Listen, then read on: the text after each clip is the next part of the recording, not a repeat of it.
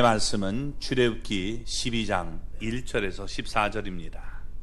조금 길기 때문에 우리가 끊어서 우리 1절부터 4절까지만 읽겠습니다.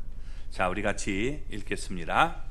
여호와께서 애굽 땅에서 모세와 아론에게 일러 말씀하시되 이 달을 너희에게 달의 시작 곧 해의 첫 달이 되게 하고 너희는 이스라엘 온 회중에게 말하여 이르라.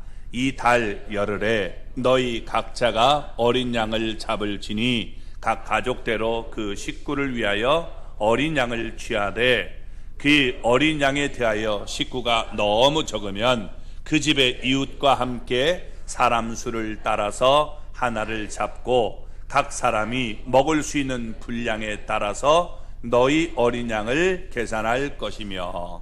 아멘. 할렐루야. 하나님의 은혜와 복이 오늘도 주님 앞에 나온 우리 사랑하는 성도 여러분 삶 속에 가정 속에 늘 함께 하시기를 주님의 이름으로 축원합니다. 우리 주님은 우리를 웃게 하시는 분입니다. 우리 주님으로 인해서 우리 오늘도 웃는 삶이 되기를 바랍니다. 우리 다 같이 한번 주님으로 인해서 웃어볼까요? 예, 여러분 이렇게 꼭 언제나 웃으시기 바랍니다. 웃는 얼굴에 복이 옵니다. 우리가 성경을 읽어보면 레위기 23장을 보면 7개의 절기를 말씀하고 있는데 하나님이 직접 제정하셨기 때문에 여호와의 절기다라고 말을 합니다. 절기라는 말을 히브리어로 모에드라고 하는데 이 모에드라는 말은 합의나 약속된 그런 곳에 정한다, 만난다, 소집한다는 말에서 파생된 말입니다. 그래서 정한 때, 정한 장소, 정한 모임 이런 뜻을 가지고 있는 것입니다. 즉 하나님이 정한 때에 정한 곳에서 만나 주겠다는 말씀입니다. 죄지은 인간이 하나님을 만나 용서받고 구원받는 것은 너무나 행복한 것입니다. 절기는 인간의 힘과 노력으로 이룰 수 없는 하나님의 구원의 날을 말씀해 주고 있는 것입니다. 이 날은 축제일로 육체적 쾌락이나 휴식을 하는 날이 아니라 하나님의 사랑과 은혜를 깊이 나누는 날입니다. 절기가 주는 세 가지 큰 교훈이 있는데 먼저 우리는 하나님의 은혜와 사랑을 기억하는 날로 삼아야 하는 것입니다. 사람들은 시간이 지나면 하나님의 은혜와 사랑을 쉽게 잊어버리고 삽니다. 좋았던 일들도 다 잊어버리게 됩니다. 그러므로 하나님이 우리를 위해서 행한 일들을 기억하고 감사하라라고 말씀하고 있는 것입니다. 하나님의 은혜와 사랑을 기억하는 것은 창조주 하나님과 구원의 하나님을 기념하는 날인 것입니다.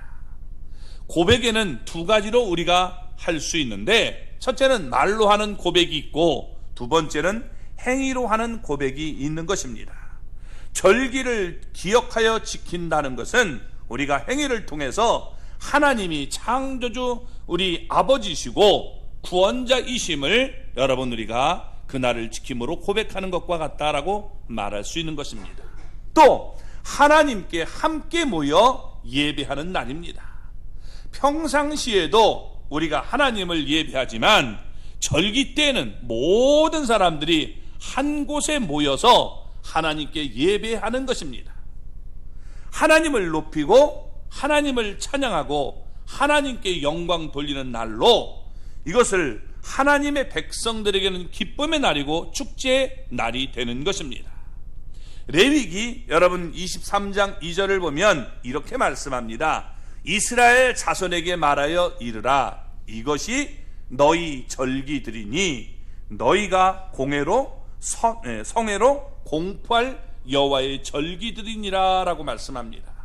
여기서 공포하라는 말은 우리가 이 서로 크게 외쳐 부르라는 말입니다. 그러니까 함께 우리가 모여서 예배합시다 이렇게 적극적으로 부르고 함께 모여서 예배 드리라는 거예요. 쉽게 얘기하면 총동원하라는 거예요. 총동원하라. 그래서 여러분 우리가 이 절기가 되면 우리가 조금 잘 안 나오던 사람도 이때만큼은 꼭 다 불러서 우리가 함께 여러분 예배되는 겁니다. 그런 모습을 우리가 삼기를 바랍니다. 그리고 하나님의 은혜와 또 사랑을 더욱더 깊이 하는 날로 삼아야 되는 것입니다.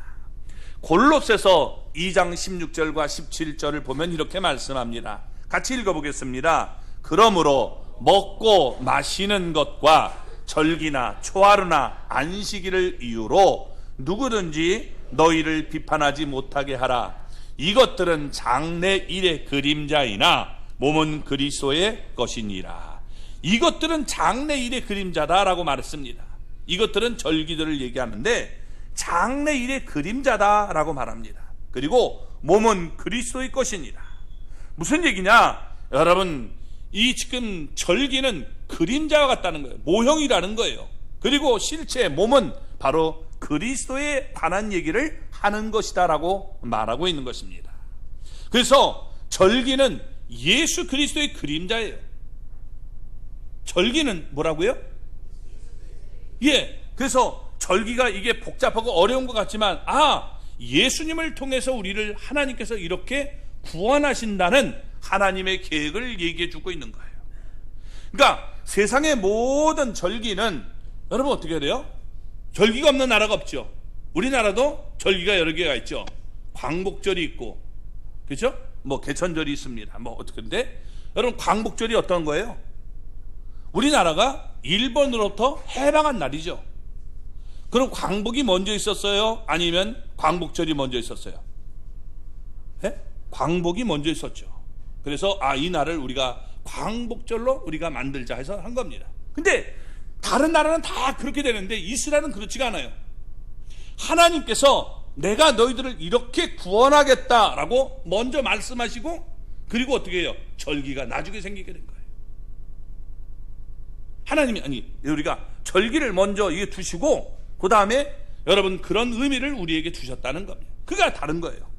자, 그래서 여러분 하나님께서 미리 예고해 주시고 그리고 그 의미를 우리에게 전달해 주는 모습을 볼 수가 있는 겁니다. 내가 하나님의 구원 계획이 이렇다는 거예요.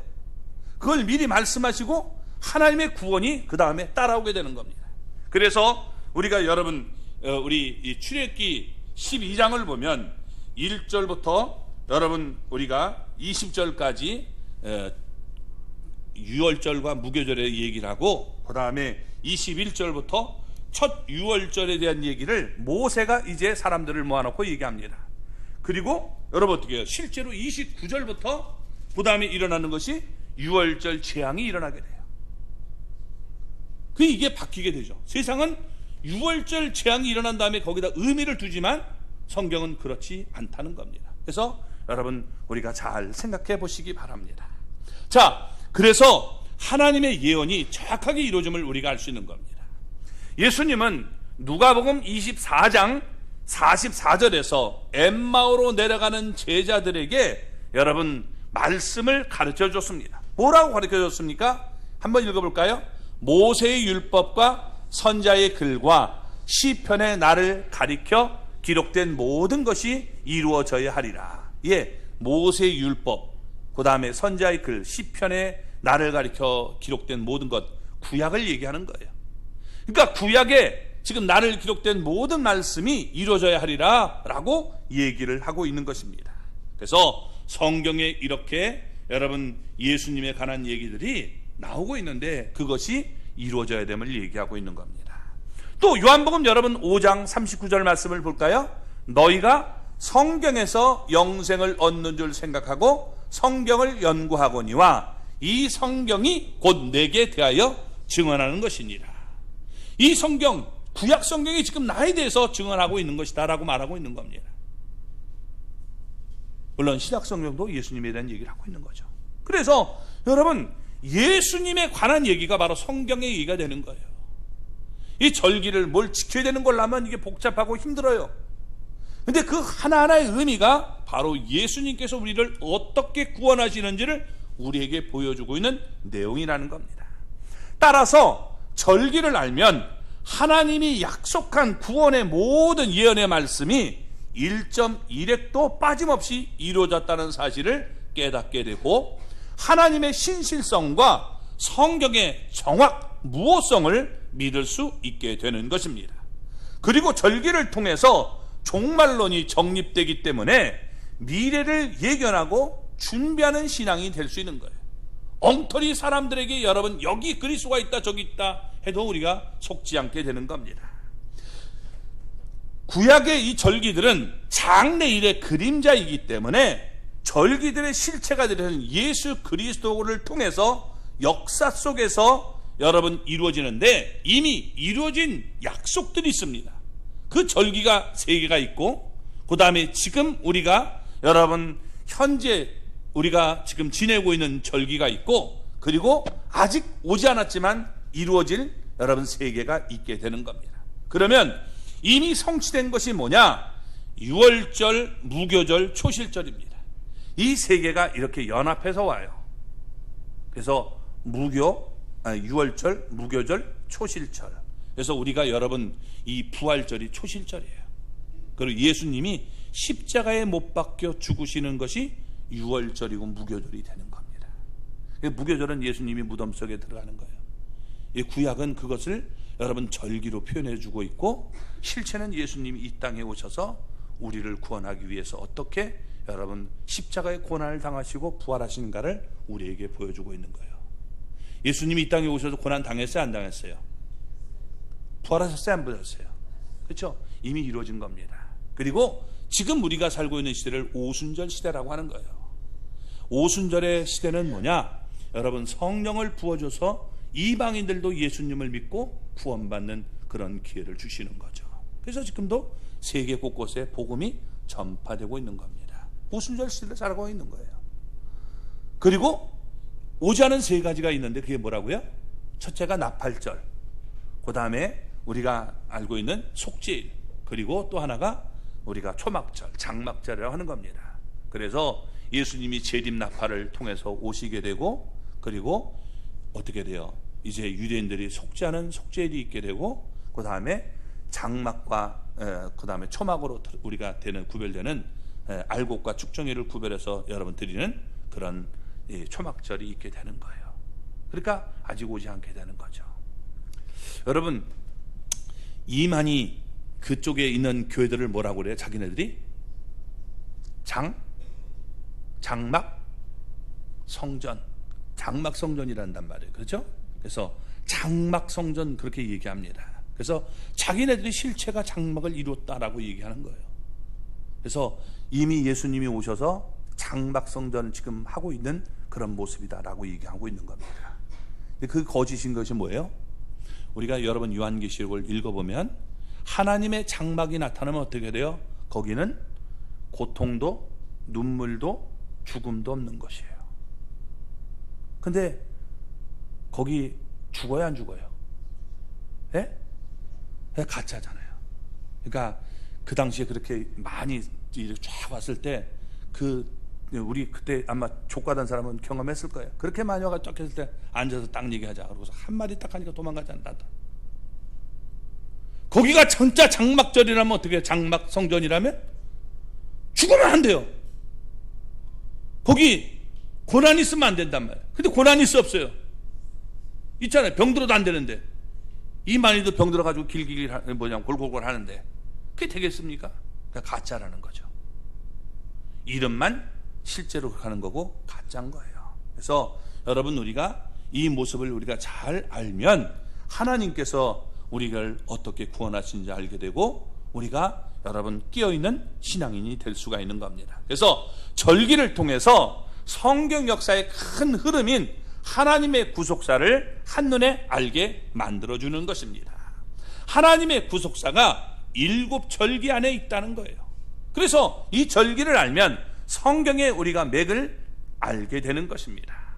하나님의 구속사와 시간의 완성이 여러분 7절기 안에 있음을 우리가 기억하시고, 그 출발이 바로 유월절이다라고 말하고 있는 것입니다. 자, 그러면 유월절 예언에 대해서 우리 레위기 23장 5절은 이렇게 말합니다. 같이 한번 읽어볼까요? 첫째 달 열 나흘 날 저녁은 여호와의 유월절이요. 예. 그래서 첫째 달 열 나흘 저녁을 여호와의 유월절이라고 말합니다. 그러니까 여기 유대력으로 얘기할 때 첫째 달 14일 저녁부터 지키는 절기가 바로 유월절이 되는 것입니다. 그래서 여호와의 유월절이다라고 말하고 있는데, 우리 많이 들었죠. 유월이 무슨 말이냐? 유라는 말이 넘을 유자예요. 월, 넘는다는 거예요. 넘고 넘는 거예요. 전후의 시를 넘고가 아니라, 여러분 지금 이 하나님의 죽음의 사자가 죄진 사람들을 넘어가겠다는 거예요. 이걸 바로 얘기하고 있는 겁니다. 그런데 어떻게 넘어가느냐? 어린 양의 피가 지금 뿌려진 집은 죽음의 사자가 넘어가도록 만들겠다라고 하는 것입니다. 이 절기는 주 예수님이 십자가에서 피를 흘려주심으로 성취된 것입니다. 그래서 여호와의 유월절이라고 말하고 있는데, 여호와를 위한 유월절이다라고 말씀하고 있는 겁니다. 자, 그러면 이 유월절의 어린 양은 조건이 있다는 거예요. 그 조건이 뭐냐? 우리 여기 지금 출애굽기 이 12장 5절 말씀을 우리가 보면 이렇게 말합니다. 같이 읽어볼까요? 너희 어린 양은 흠없고 1년 된 수컷으로 하되 양이나 염소 중에서 취하고. 아멘. 여기서 우리를 대신해서 피 흘리고 죽어야 할 어린 양, 다시 말하면 여러분 구세주가 될 분의 조건을 얘기하고 있는 거예요. 어떤 조건이냐? 첫째, 흠이 없어야 된다는 거예요. 뭐가 없어야 된다고요? 흠이 없어야 된다. 그러니까 흠 없는 제물이어야 된다는 거예요. 십자가에 죽으신 예수 그리스도는 어떠한 흠도 없는 분입니다. 완전 무결하신 분이에요. 아멘. 이단들은 자꾸 예수님이 흠이 있는 분으로 만들려고 그래요. 그래서 예수님도 무슨 고민이 있었겠지. 그러니까 뭐 좀 이상한 행동하지 않았을까? 그래서 여러분 어떻게 해요? 니코스찬스키 같은 사람은 어떻게 돼요? 예수 그리스도가 마리아와 결혼한 그런 모습으로 그리고 잘못된 행동들을 하는 이런 모습들을 보여주는 겁니다. 근데 성경은 어떻게 해요? 흠이 없다는 거예요. 베드로전서 1장 19절 말씀을 보면 이렇게 말합니다. 오직 흠없고 점없는 어린 양 같은 그리스도의 보배로운 피로 된 것이니라. 아멘. 오직 흠없고 점없는 어린 양 같은 그리스도의 보배로운 피로 우리를 구속했음을 성경은 얘기하고 있는 거예요. 또 1년생으로 여러분 해야 된다는 겁니다. 그래서 여기 뭐라고 해요? 흠없고 1년 된 것이라고 얘기하고 있는 거예요. 자, 여러분 보세요. 양이나 염소 같은 짐승들은 1년만 자라면 온전히 자라는 겁니다.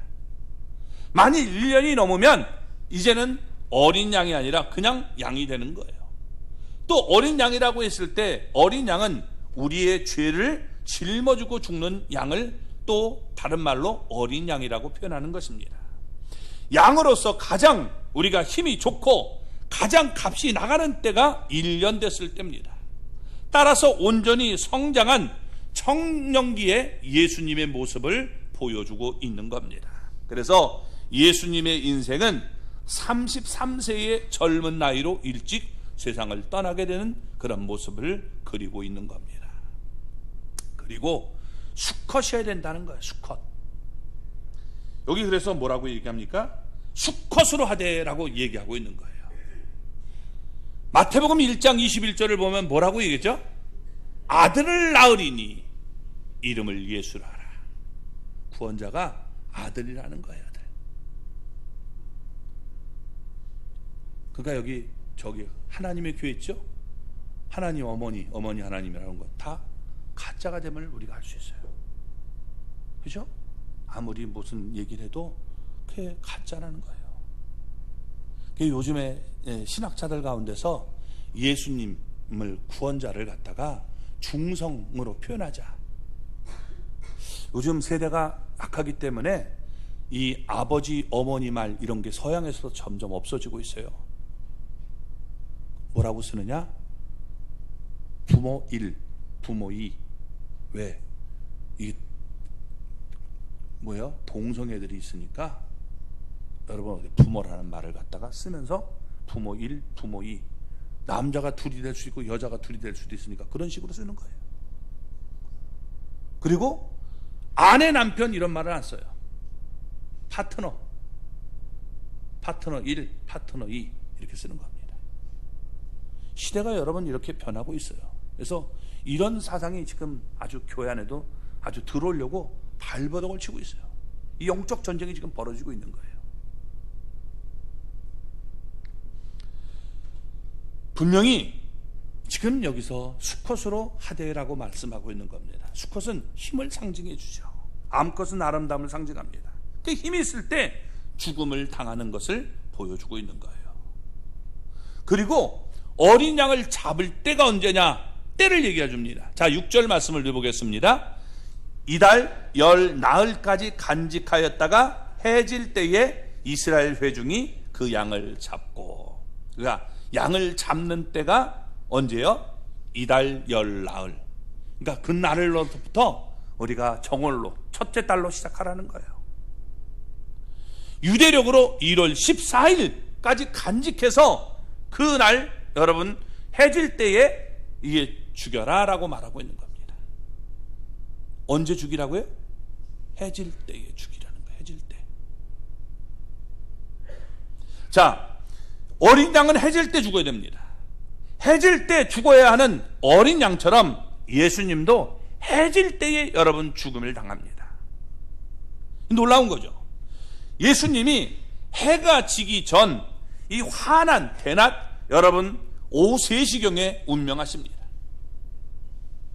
그런데 성경은 이 오후 3시가 해질 시간이 분명히 아닌데도 캄캄하게 여러분 되었음을 얘기해 줍니다.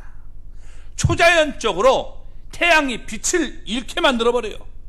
그래서 하나님의 이 구원 계획은 1.1획도 변함이 없음을 우리에게 보여주고 있는 겁니다. 마태복음 27장 45절 말씀을 읽어볼까요? 제6시로부터 온 땅에 어둠이 임하여 제9시까지 계속하더니. 예, 여기 보면 6시, 9시가 나오죠. 우리가 이스라엘 이 시간법은 달라요. 우리는 0시부터 차는데 이스라엘 사람들은 해질 때부터 이제 시작이 되는 거예요. 그래서 1시, 2시, 3시, 4시, 5시, 6시가 되는 거예요. 6시가 되면 우리가 정오 12시가 되는 것이죠. 이해되시죠? 그때부터 떴으니까. 그리고 해질 때부터 하면 그때부터 또 0시부터 해서 하나, 둘, 셋, 넷, 다섯, 여섯 이렇게 되는 거예요. 그러니까 해 뜨고 해 지는 것, 이걸로 여러분 시간을 구별하는 겁니다. 그래서 이 6시는 우리가 정오 12시가 되는 것이고 9시는 오후 3시가 되는 거예요.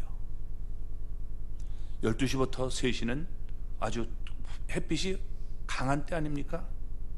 근데 그때 여러분 어떻게 돼요? 죽임을 당하게 된다는 거예요. 근데 어떻게 돼요? 해가 이게 져야 돼요. 저녁이 아니잖아요. 해질 때라고 분명히 성경은 얘기하고 있어요. 그러니까 어떻게 돼요? 예수님께서 이때 돌아가셔야 모든 게 틀어맞게 되는 거예요. 그래서 하나님은 어떻게 돼요? 6시로부터 온 땅에 어둠이 임하여 제9시까지 계속되게 만들었음을 우리에게 보여주고 있는 겁니다. 자, 그러면 구속의 원리가 어떤 겁니까?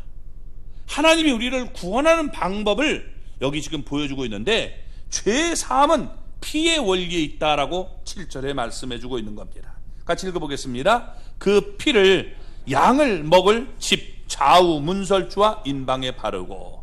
아멘. 13절 말씀을 볼까요? 내가 애굽 땅을 칠 때에 그 피가 너희가 사는 집에 있어서 너희를 위하여 표적이 될지라. 내가 피를 볼 때에 너희를 넘어가리니 재앙이 너희에게 내려 멸하지 아니하리라. 23절 말씀 보겠습니다.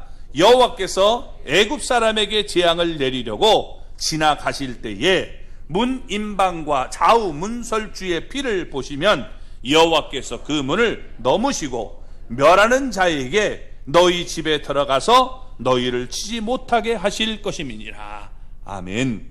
그러니까 어린 양의 피를 문 인방과 그리고 좌우 문설주에 발라야 된다라고 말하고 있는 겁니다. 여러분, 문설주 알아요? 문설주가 어떤 거예요? 문지방이 아니고 문설주. 예. 문지방이, 여러분, 우리가 얘기하는 게 문인방을 문지방이라고 하는 거예요. 그래서 위에와 아래, 그래서 상인방, 하인방 이렇게 얘기를 하죠. 이해하셨죠? 여기 문을 보세요. 여기 보면 상인방, 하인방. 문설주는 여기 기둥이에요. 기둥. 그러니까 여기다가 피를 바르라는 거예요. 그렇죠? 그러면 이 모습을 여러분 이렇게 보면 어떻게 돼요? 이렇게 되는 겁니다. 그래서 십자가의 모습처럼 여러분 되는 거예요.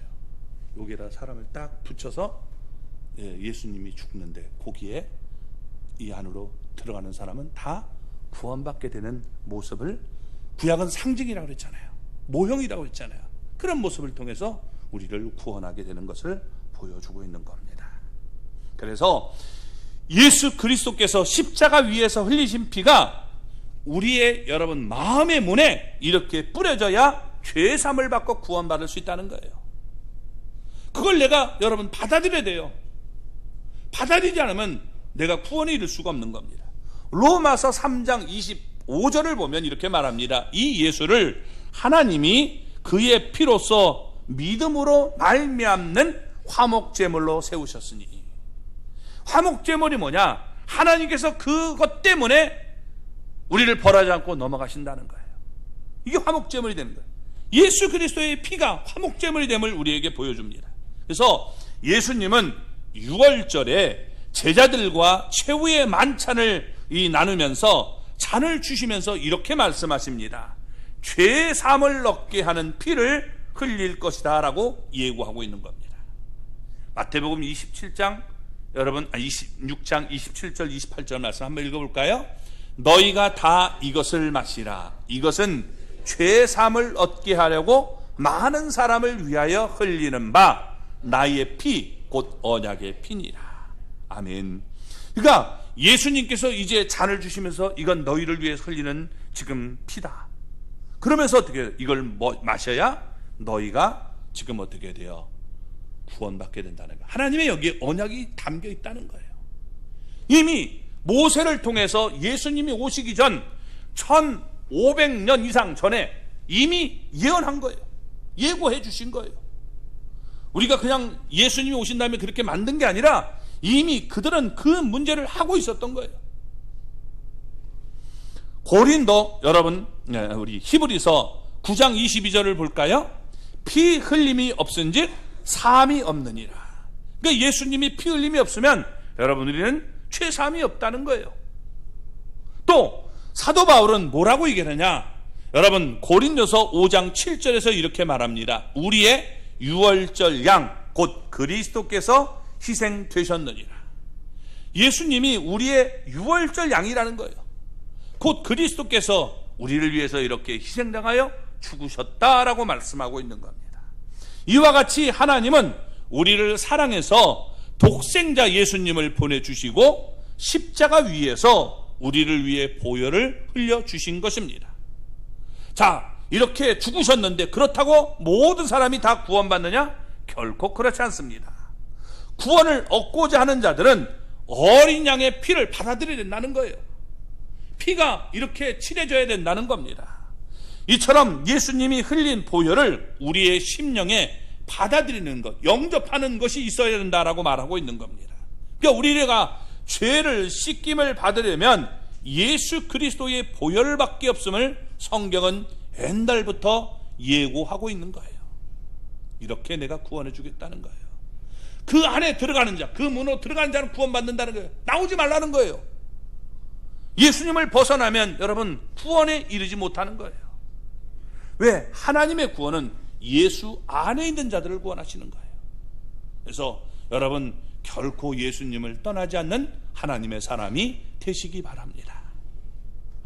그래서 우리는 여기 예수 그리스도의 피가 우리 안에 흘러야 되는 거예요. 살다 보면 짜증나는 날 있고 힘든 일도 있다고 해서 여러분 예수님을 우리가 떠나면 정말 안타까운 인생이 되는 거예요. 이 세상에서 제일 불쌍한 사람이 누구냐? 제가 세 가지를 얘기를 하는데 이렇게 얘기를 해요. 첫째, 이 3위, 쓰레기차 피하려다가 똥차에 깔려 죽는 사람. 쓰레기차 피했는데 똥차에 깔려 얼마나 재수가 없습니까? 정말 불쌍한 인간이죠. 조금 더 불쌍한 사람, 총알 피하려다 대포에 맞아 죽어요. 여러분, 참 흔적도 없이 사라지죠. 불쌍하죠. 진짜 불쌍한 사람이 누구냐? 교회 다니고 구원받지 못하는 사람이에요. 교회 다니고 예수님 안 믿어요. 이게 얼마나 여러분 불쌍한 인생입니까? 제일 불쌍한 인생이 되는 거예요. 그러니까 교회를 다녀도 예수님의 보혈을 내가 믿지 않는다는 건 정말 불쌍한 인생이 되는 거예요. 우리 가운데는 그런 사람이 없기를 바랍니다. 아멘. 예. 그래서 여러분, 우리 죄를 씻으려면 예수님의 보혈밖에 없다는 거예요. 이게 이미 출애굽기, 예수님이 이 땅에 오시기 전 1500년 전에 이미 모세를 통해서 하나님이 말씀하신 내용이에요. 미리 그걸 말씀해 놓고 그 다음에 어떻게 돼요? 유월절을 여러분 그 다음에 나타나게 되는 겁니다. 그래서 그 다음에 지키는 모습을 보여주죠. 자, 그러면서 양고기를 먹는 규례를 얘기합니다. 8절 9절 말씀을 볼까요? 그 밤에 그 고기를 불에 구워 무교병과 쓴나물과 아울러 먹되 날로나 물에 삶아서나 먹지 말고 그 머리와 정갱이와 내장을 다 불에 구워 먹고. 아멘. 자, 여기 보면 양고기를 불에 구워 먹어야 된다라고 말하고 있는 겁니다. 무슨 얘기냐? 양고기를 불에 익혀 먹어야 했듯이 예수님을 영접하고 받아들이는 일은 여기 불이 없이는 안 된다는 거예요. 성령의 역사가 없이는 불가능하다라고 말씀해 주고 있는 거예요. 그래서 여러분, 예수님께서는 요한복음 3장 5절에서 이렇게 말씀하셨습니다. 진실로 진실로 내게 이르노니 사람이 물과 성령으로 나지 아니하면 하나님 나라에 들어갈 수 없느니라. 성령으로 우리가 여러분 거듭나야 되는 거예요. 거듭남의 주체는 바로 성령님이 되십니다. 또 사도 바울은 성령의 역사가 없이는 예수님을 주님이라고 받아들일 수 없다라고 말하고 있는 겁니다. 고린도전서 12장 3절 말씀을 볼까요? 그러므로 내가 너에게 알게 하노니 하나님의 영으로 말하는 자는 누구든지 예수를 저주할 자라 하지 않고 또 성령으로 아니하고는 누구든지 예수를 주시라 할 수 없느니라. 아멘. 바로 여기 보세요. 하나님의 영, 성령으로 말하는 자는 누구든지 예수를 저주할 자라 하지 않는다는 거예요. 성령님이 내 안에 계시는지 안 계시는지 어떻게 하느냐? 방언 말하는 거 그런 게 아니라 여러분 정말 우리가 정확하게 알 수 있는 게 뭐냐? 예수를 저주할 자라고 하지 않는다는 거예요. 에이씨, 나 괜히 예수 믿었어. 안 믿어. 필요 없어. 이러지 않는다는 거예요. 그리고 성령으로 아니고는 누구든지 예수를 주님, 주시라고 말할 수가 없다는 거예요. 정말 예수님이 내 인생의 주인 되십니까? 그렇게 믿는다면 여러분 성령님이 내 안에 계신 거예요. 아이씨, 괜히 내 믿었어. 이러고 여러분 하는 것은 아직까지도 이게 뭐냐면 성령님이 내 안에 여러분 거하지 않는 모습을 보이는 거예요. 자, 그리고 양고기를 먹을 때 무교병과 쓴 나물과 아울러 먹어야 된다라고 8절은 얘기하고 있는 겁니다. 무슨 얘기입니까? 지금 무교병은 누룩이 없는 떡을 얘기합니다. 순결하고 죄 없으신 예수님의 몸을 받아들여야 된다는 거예요. 자꾸 예수님도 죄가 있는 것으로 여러분 표현하는 사람도 있어요. 이건 여러분 올바른 게 아니에요. 예수님은 유월절에 무교병을 떼어 제자들에게 주시면서 무교병이 자신의 몸임을 얘기합니다. 이제 다음 주에 제가 무교절에 대해서 얘기할 거예요. 3주에 걸쳐서 이렇게 그 다음에 초실절 얘기하고 제가 그래서 이게 부활절이 얼마나 이게 의미를 갖고 있는가를 말하려고 합니다. 자, 마태복음 여러분 26장 26절을 볼까요? 그들이 먹을 때에 예수께서 떡을 가지사 축복하시고 떼어 제자들에게 주시며 이르시되 받아서 먹으라 이것은 내 몸이니라 하시고. 여기 지금 누룩이 없는 것을 주시면서 받아 먹으라 라고 말하고 있는 거예요. 누룩은 죄를 상징해요. 부패성을 상징하는 겁니다. 이게 없는 예수님의 몸을 우리에게 얘기해 주고 있는 거예요. 그리고 쓴 나물을 함께 먹으라고 했는데 쓴 나물은 고난을 얘기하는 거예요. 그래서 쓴 나물을 먹음으로 예수님께서 우리 죄를 짊어지기 위해서 죄 없으신 분이 이 땅에 오셔서 우리를 위해서 이렇게 고난당했음을 너는 기억하고 받아들여야 된다라고 말하고 있는 거예요. 예수님의 고난은 여러분 바로 나를 위한 고난이었음을 기억해야 되는 거예요. 아멘. 그리고 여기 희생된 양의 고기는 다음날 아침까지 남겨두면 안 된다라고 얘기하고 있는 겁니다. 10절 말씀을 볼까요? 아침까지 남겨두지 말며 아침까지 남은 것은 곧 불사르라. 아멘. 그러니까 6월절이 되면 다음날 아침까지 남겨두면 안 된다는 거예요. 이 양이 지금 이렇게 달려있는 이 고기가 여러분 예수님의 모습을 한번 생각해 보세요. 6월절에 이게 예수님이 십자가에 달려있으면 안 된다는 거예요. 그러니까 어떻게 돼요? 하나님께서 여러분 기가 막히게 이 약속을 어기기 위해서요, 아리마대 요셉을 감동시켜서 어떻게 돼요? 자신의 무덤을 예수님의 무덤으로 내놓잖아요. 그래서 예수님 어떻게 돼요? 아리마대 요셉의 무덤에 들어가서 장사 지내는 모습을 보여주고 있는 겁니다. 구약은 이걸 여러분이 어떻게 돼요? 이게 상징적으로 우리에게 보여주고 있는 거예요.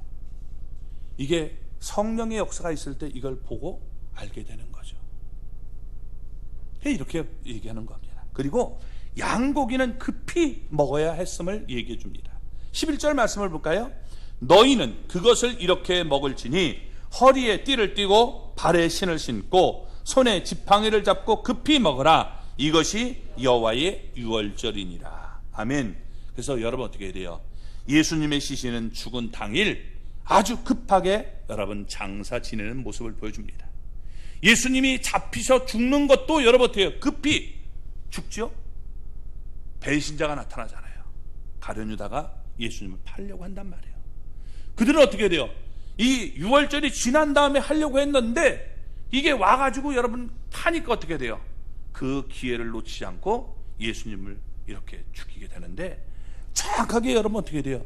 6월절에 여러분 예수님이 잡혀서 죽는 이 모습을 보여주고 있는 거예요. 이래도 여러분 성경이 믿어지지 않습니까? 한두 가지가 여러분 이 지금 맞지 않는 게 맞는 뭐죠? 안 맞는 게 없어요. 다 하나님의 말씀에서 이렇게 주는 거예요.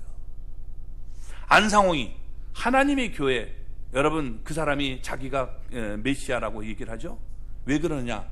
그 사람이 태어난 날이 1월 14일이래요.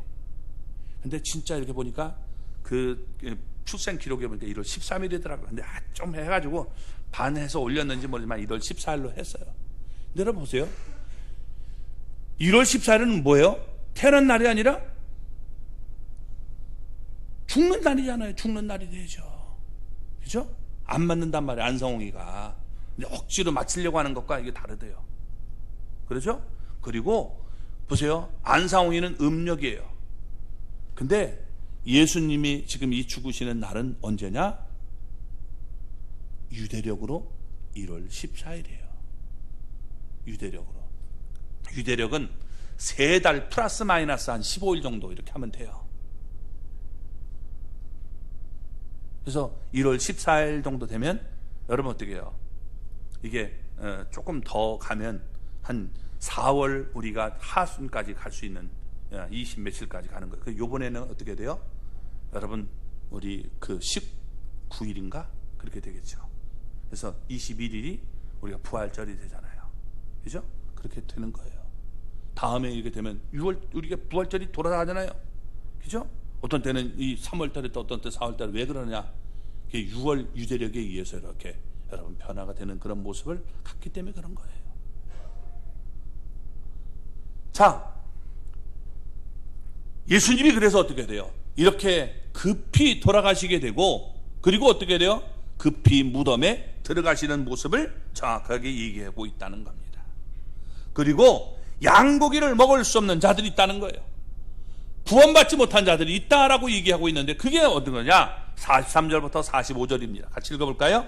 여호와께서 모세와 아론에게 이르시되 6월절 규례는 이러하니라. 이방 사람은 먹지 못할 것이나 각 사람이 돈으로 산 종은 할례를 받은 후에 먹을 것이며 거류인과 타국 품꾼은 먹지 못하리라. 아멘. 여기 보면 이방인이 먹지 못하죠. 이방 사람은 뭐냐? 예수님을 믿지 않는 사람, 불신자를 말하는 겁니다. 거류인은 교회는 이렇게 나와 있지만 거듭나지 못한 형식적인 사람을 얘기하고 있는 거예요. 종교인, 이 사람 먹지 못한다라고 말하는 거예요. 우리가 성찬을 할 때 내가 구원에 확신이 없는 사람, 정말 예수님을 내 삶 속의 구세주로 주님으로 여러분 믿지 않는 사람은 성찬 삭할 때 이게 웬 떡이냐? 이래가지고 먹으면 안 된다는 거예요. 예수님을 정말 내 삶 속의 구세주로 주님으로 믿는 사람이 그걸 받아들이고 먹어야 됨을 얘기해 주고 있는 거죠. 타국 품꾼은 바로 내가 힘쓰는 사람, 내 힘과 노력으로 구원받으려는 사람, 이런 사람은 하나님의 구원과 상관이 없다는 거예요. 내가 열심히 노력하면 구원받죠? 아니라는 겁니다. 그래서 이걸 얘기해 주고 있는 거예요. 그리고 46절을 볼까요?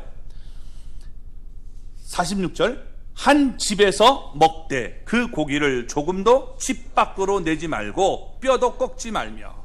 아멘. 여기 양을 우리가 먹을 때 집 밖으로 내지 말라는 거예요. 그리고 뼈도 꺾지 말라라고 말을 합니다. 자, 율법에서 나무에 달린 자는 하나님의 저주를 받았기 때문에 그 시체를 당일에 장사도록 되어 있는 겁니다. 신명기 21장 22절 23절을 보면 이렇게 말합니다. 사람이 만일 죽을 죄를 범함으로 내가 그를 죽여 나무 위에 달거든 그 시체를 나무 위에 밤새도록 두지 말고 그날에 장사하여 내 하나님 여호와께서 내게 기업으로 주시는 땅을 더럽히지 말라. 나무에 달린 자는 하나님께 저주를 받았음이니라. 아멘. 예수님이 여러분 우리의 죄를 짊어지고 이렇게 저주를 받아 죽으시는 모습을 보여주죠. 근데 이 지금 나무에 달려 죽이는 자를 밤새도록 매달리지 말라는 거예요. 그래서 어떻게 돼요? 빨리 무덤 속에다 집어넣으라는 겁니다. 땅이 더러워지니까. 자, 무슨 얘기입니까? 그래서 율법의 규례를 지키기 위해서 유대인들은 안식일이 되기 전에 시체를 여러분 치워달라고 우리가 빌라도에게 부탁을 합니다. 저 시체를 빨리 치워달라는 겁니다. 그러니까 군병들이 와서 여러분 아직 숨이 끊어지는 사형수들을 빨리 죽도록 하는 그 일을 해요. 그게 뭐냐? 다리를 꺾어버리는 겁니다. 자, 알아보세요. 제가 이렇게 십자가 달렸다고 생각해보세요. 근데 여기 정강이를 부러뜨리는 거예요. 이 한마 같은 걸로 해서 꽝 치면 이게 부러지죠. 그럼 이게 툭 떨어진단 말이에요. 그렇죠? 이게 내가 끌어올려야 숨을 쉴 수 있는데 이게 떨어지면 어떻게 돼요? 숨을 못 쉬는 거예요. 그래서 여러분 그냥 질식으로 죽게 되는 겁니다. 그러니까 두 강도는 그렇게 다리를 부러뜨려 죽였다는 거예요. 그런데 예수님은 여러분 그렇게 하지 않았습니다. 요한복음 19장 우리 33절을 보면 이렇게 말합니다. 예수께 이르러서는 이미 죽으신 것을 보고 다리를 꺾지 아니하고. 이미 죽었으니까 다리를 꺾을 필요가 없었다는 거예요. 그래도 이게 좀 저가니까 어떻게 돼요? 상으로 옆구리를 팍 찔러서 어떻게 돼요?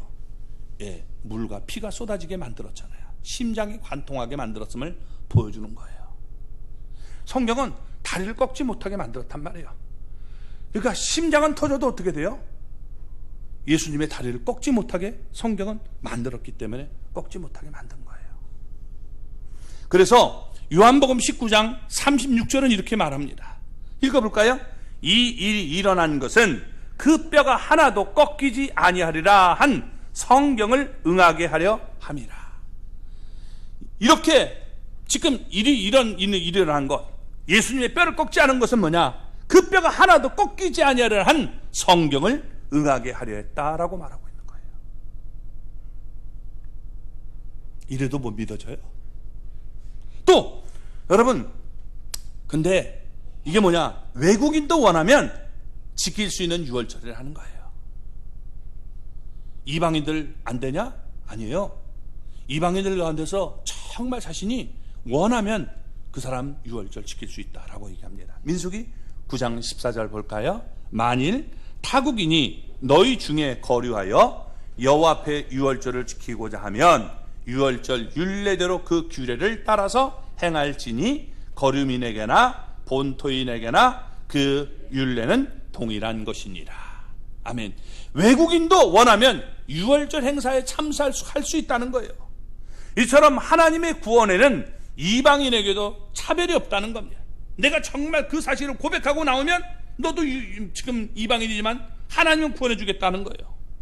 이 세상 만민에게 구원의 문은 열려 있기 때문에 누구든지 예수님을 구세주로 주님으로 영접하면 구원받게 되는 것입니다. 그래서 여러분 이 하나님의 구원을 이렇게 설명해 주고 있는 거예요. 그리고 지금 여기 14절에 뭐라고 얘기하냐? 영원한 규례로 지키라 라고 말하고 있는 겁니다. 자, 읽어볼까요? 너희는 이 날을 기념하여 여호와의 절기를 삼아 영원한 규례로 대대로 지킬지니라. 아멘. 유월절 규례는 영원한 규례로 영원히 대대로 지켜야 된다는 거예요. 그러니까 예수님의 십자가 이 사건은 우리를 영원히 구원하는 여러분 표가 되는 겁니다. 아멘. 여러분 신천지는 뭐라고 말해요? 이렇게 얘기하는 거예요. 시대 때마다 구원자가 있었다는 거예요. 그래서 옛날 시대는, 요전 시대는 예수님의 십자가로 구원하는 거고 지금은 자기가 구원하는 거다, 이렇게 얘기한단 말이에요. 근데 여러분 성경 어떻게 돼요? 웃기는 소리 하지 말라는 거예요. 영원한 규례로 대대로 지켜라 라고 말하는 거예요. 자꾸 이단들이 여러분 어떻게 해요? 이제는 예수님의 이것은 폐해지고 이제 내가 구원자다 이렇게 하는데 다 거짓말이라는 거예요. 지금 여기 얘기하고 있지 않습니까? 그러니까 우리는 항상 이 말씀을 마음에 새기고 재림 때까지 잊지 말고 여러분 우리가 그 주님을 기념하고 전파하며 감사하는 믿음의 사람이 되어야 되는 겁니다. 다른 구원 방법은 없어요. 오직 예수님께서 여러분 피를 흘려주심으로 우리를 구원한다는 겁니다. 그래서 성경은 우리 사도행전 4장 12절에 뭐라고 말합니까? 다른 이로서는 구원을 받을 사람이 없다. 그리고 어떻게 돼요? 천하 만민에게 우리에게 구원받을 만한 다른 이름을 주신 적이 없다라고 얘기하고 있는 거예요. 오직 예수님으로만 구원받는 겁니다. 자, 그러면 그날 저녁에 무슨 사건이 일어났습니까? 자, 12절 말씀을 우리 보겠습니다. 내가 그 밤에 애굽 땅을 두루 다니며 사람이나 짐승을 막론하고 애굽 땅에 있는 모든 처음 난 것을 다치고 애굽의 모든 신을 내가 심판하리라. 나는 여호와라. 아멘. 유월절 밤에 이제 하나님의 신이 내려와서 모든 생명체를 죽이는 심판을 하게 된다는 겁니다. 그런데 그 재앙이 집에 임하지 않는 가정이 있다, 집이 있다라고 말합니다. 어떤 집입니까? 13절을 볼까요? 내가 애굽 땅을 칠 때에 그 피가 너희가 사는 집에 있어서 너희를 위하여 표적이 될지라. 내가 피를 볼 때에 너희를 넘어가리니 재앙이 너희에게 내려 멸하지 아니하리라. 아멘. 그 피가 있을 때 여러분 어떻게 돼요? 죽음이 집집마다 임하는데 문설주와 임방의 피가 발려진 집은 죽음의 사자가 넘어가게 된다는 거예요. 그 피를 보고 넘어가게 된다라고 말하고 있는 겁니다. 그래서 여러분 죽음의 사자가 넘어갔다 해서 유월절이라고 얘기하는 겁니다. 넘어가는 역사가 나타나게 된다는 거죠. 그래서 그 양의 피를 보고 이렇게 넘어가는 놀라운 역사가 일어나게 된다라고 말하고 있는 겁니다. 그러면 그 어린 양의 피가 누구를 상징합니까? 우리가 아까 봤듯이 예수 그리스도의 피인 것입니다. 사람은 모두 죄 때문에 죽어요. 그런데 우리가 죽지 않는 방법이 있다는 것입니다. 그게 뭡니까? 여러분 예수님의 보혈을 의지하고 나가면 우리가 죽지 않고 살 수 있는 놀라운 이 지금 하나님의 복음을 우리에게 들려주고 있는 거예요. 이게 예언의 말씀이란 말이에요. 이게 예수님이 오시기 전 이미 1500년 이전에 그렇게 모세를 통해서 얘기했고, 그리고 어떻게 해요? 여러분 역사 속에서 실제로 모세가 여러분 이스라엘 백성을 이끌고 가지 않습니까? 그 역사가 일어나게 됐고, 그리고 여러분 이제 1500년 후에 예수님이 이 땅에 오셔서 여러분 그 사건을 완성하는 모습을 보여주고 있는 거예요. 옛날 건 다 그림자고 모형이었다는 거예요. 실체 되시는 예수님이 오셨어요. 예수님이 이렇게 우리를 구원하는 거예요. 그러니까 우리가 다시 유월절을 지켜야 구원받는 게 아니라 유월절의 주체가 누구예요? 예수님이기 때문에 예수님이 이렇게 우리를 구원한다는 걸 믿을 때 구원받는다는 거예요. 하나님의 교회라고 하는 여러분, 그 사람들은 뭐예요? 너희들은 유월절을 안 지키니까 구원 못 받았다는 거예요.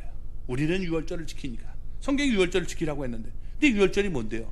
예수님이 바로 우리를 위해 이렇게 죽는다는 것을 얘기해 주고 있는데, 다시 우리가 실체를 봤는데 그림자로 돌아가야 돼요? 이게 얼마나 엉터리입니까? 그래서 그런 면에 속지 않는 하나님의 사람이 되시기 바랍니다. 어떤 경우라도 예수님을 떠나지 말고 여러분, 예수님 안에 우리가 있는 하나님의 사람이 되시기 바랍니다. 예수님은 내가 다시는 너희의 죄를 기억하지 않겠다라고 말씀하고 있는 거예요. 이제 우리는 힘차게 살아가야 되는 겁니다. 유월절을 지낸 우리는 이제 여러분 홍해 바다를 육시처럼 건너가는 그런 장면을 보여주죠. 그래서 여러분 어떻게 돼요? 우리가 이제 넘어가면 여러분 어떻게 됩니까? 우리가 이스라엘 백성들이 출애굽을 하잖아요. 그렇죠? 그 사건으로 출애굽을 합니다. 그리고 여러분 그들에게 이 놀라운 역사가 일어나게 돼요. 그게 뭐예요?